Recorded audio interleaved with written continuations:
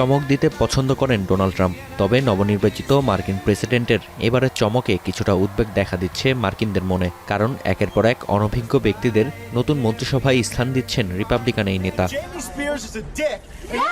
যুক্তরাষ্ট্রের attorney general হিসেবে mat গেটসকে মনোনীত করেছেন ডোনাল্ড ট্রাম্প। ট্রাম্পের আস্থাভাজন হিসেবে পরিচিত ৪২ বছর বয়সী এই কংগ্রেসম্যান কখনো প্রসিকিউটর হিসেবে কাজ করেননি, এমনকি বিচার বিভাগ সামলানোর অভিজ্ঞতাও নেই। উল্টো অভিযোগ রয়েছে যৌন কাজের জন্য মানব পাচার, নারীদের সঙ্গে অসদাচরণ ও মাদক গ্রহণের।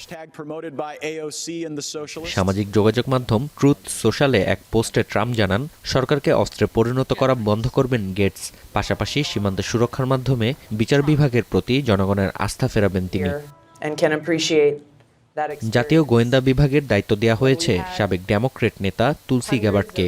গোয়েন্দা কার্যক্রম বিষয়ে তেমন অভিজ্ঞতা না থাকলেও তুলসিকে সামলাতে হবে 18টি গোয়েন্দা সংস্থা। ডেমোক্রেটদের যুদ্ধনীতির বিরুদ্ধে সরব এই নেতা 2022 সালে দল থেকে পদত্যাগ করেন। ধীরে ধীরে পরিণত হন ট্রাম্পের আস্থাভাজন হিসেবে। একই দিনে পররাষ্ট্র দপ্তরের দায়িত্ব দেওয়া হয়েছে সিনেটর মার্কো রুবিওকে। চীন, কিউবা ও ইরান বিদ্বেষী হিসেবে পরিচিত ফ্লোরিডার এই আইন প্রণেতা বর্তমানে সিনেটের ফরেন রিলেশনস কমিটিতে দায়িত্ব পালন করছেন তিনি। ইউক্রেনকে সহায়তা বন্ধ করে এই অর্থ ইসরায়েলকে দেওয়ার পক্ষে বেশ কয়েকবার জোর দেন রুবিও। আস্থাভাজন ও অনভিজ্ঞ ব্যক্তিদের দিয়ে মন্ত্রিসভা গঠনকে উদ্বেগজনক বলছেন বিশ্লেষকরা।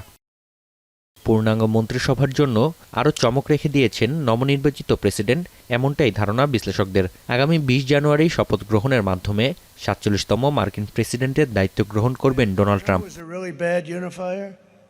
নাফি আরমান মনন, এখন বিশ্ব। মাঠের অলরাউন্ডার আমি, আর ঘরের অলরাউন্ডার টাইলক্স। টাইলক্স টয়লেট ক্লিনার, ক্লিন মানেই টাইলক্স।